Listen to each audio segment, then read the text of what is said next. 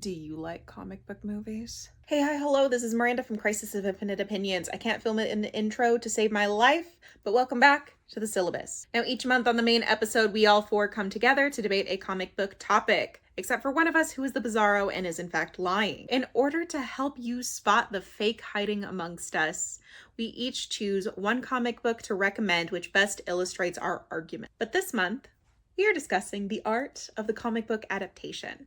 What works, what doesn't work, etc., and so forth. And so to keep with that theme, instead of one comic book that we recommend you read, we are each choosing one comic book adaptation that we think you should watch. So go ahead, get comfortable, pop some popcorn, pour yourself a fizzy. Let's get into it. All right, let's get the elephant out of the room. Batman, get over here. And I just chosen one of my personal favorite Batman films, 2022's The Batman, directed by Matt Reeves and starring Robert Pattinson. The Batman is influenced by several seminal Batman stories, including Jeff Loeb's The Long Halloween and Hush and Darwin Cook's Ego. However, rather than try to adapt any one of these stories, it uses the broad strokes of them to create a new story that has the feel of a Batman mystery. And since superhero films build themselves just as much on their villains as they do their heroes, the villains of those stories, Holiday and Hush, are replaced by the Riddler, a character who himself was refashioned to better fit the world created for the film. The Riddler is made into a dark reflection of Bruce Wayne, an orphan raised in an orphanage bearing the Wayne name, who lacks everything and grows up directly blaming the same people who inspire Bruce. Still, despite these fundamental changes to the characters and plots, the Batman borrows key elements from its influential comics to create a film which feels real and true to Batman, and a Gotham which is driven more and more into paranoia as the killings continue. A tonal and thematic successor to some of Batman's most beloved stories. I also chose a Batman adaptation, because I am nothing if not predictable. The hit TV show Gotham, which ran for 5 seasons and could have run for 500 more. Gotham is the tale of the city before Batman. It looks at the Caped Crusader and his entire cast of characters and asks, how did we get here? How did we get from a normal city to whatever the hell is happening now?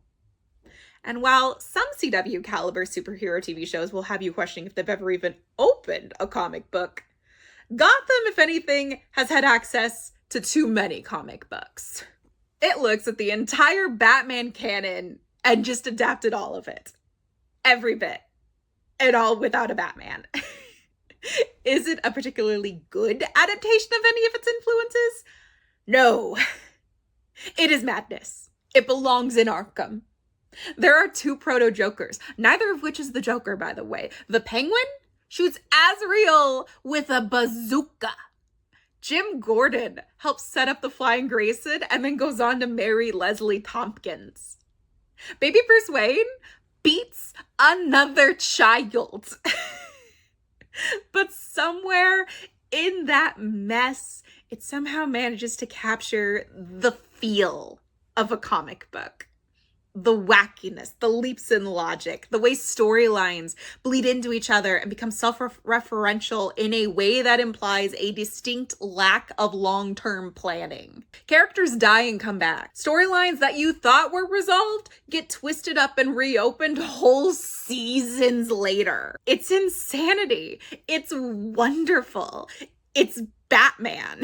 I was not lucky enough to watch this thing while it was still coming out, but I imagine it had a similar feel as reading a comic book month to month. And that magic is hard to capture, even if the adaptation itself isn't exact. Okay, so now that that's out of the way, on a more sane note is Renna's pick, Static Shock. Static Shock has the rare advantage of having its creator, award-winning writer Dwayne McDuffie, directly involved with the adaptation as a writer and story editor for the series. This is an instance where authorial intent can be preserved. This acts as more than just an adaptation of the comic, but an exploration of what else the character can be through the new medium. Comics and animation share many similarities, so despite the changes made, Static Shock remains faithful to the values and themes introduced in the original comic. Static Shock, the show, is for much younger audiences than the comic, so that is something to keep in mind. But overall, it remains to many a great introduction to a great franchise. And finally, we have Honey's pick, Spider-Man Into the Spider-Verse. Now, when most stories get adapted, we really ask ourselves a couple of questions, right? How will this character get adapted? Will we see this moment? But with Miles Morales' original Ultimate Spider-Man run, we didn't really have those same questions. While the run itself isn't awful, it isn't really something that needed to be adapted. All that people were really asking for was Miles Morales himself, right? To see the story of him becoming Spider-Man and following in Peter's footsteps. And so it is unsurprising that the people over at Sony took so many creative liberties, much to the benefit of the film. The Uncle Ben is more nuanced and complex. The designs for Doc Ock, Kingpin, and Scorpion were inspired, and it definitely wove together the original concepts behind Miles with the more dynamic multiverse ideas so that everything felt new. It was equally friendly for both longtime Marvel readers and for an audience which may or may not have ever encountered either the multiverse or a legacy superhero in their life. As the title hints, this isn't just an adaptation of Miles Morales, but also the concept of the Spider-Verse itself. And while the characters are well written and the story is fantastic, this is where it really falls flat. The inheritors, the big bads of the comic storyline, are missing, and the grand cosmic odyssey of it all, which caused thousands of Spider-Men to team up, gets condensed into 5 variants hanging out in one world. As a standalone story, it's amazing. But as an adaptation of either Ultimate Spider-Man or the Spider-Verse, it fails. And that really begs the question of what do we really want out of an adaptation in the first place? And on that note, I would like to ask, what do you personally look for in a comic book movie? The main episode will be out next week. Check it out if you'd like to see our full discussion on the subject. Like the video if that's what you're into. Subscribe to the channel if you'd like more comic book content, and leave a comment down below. What do you think of these adaptations? Do you have a favorite? Do these fall flat for you? What is your dream project? Please let us know down below.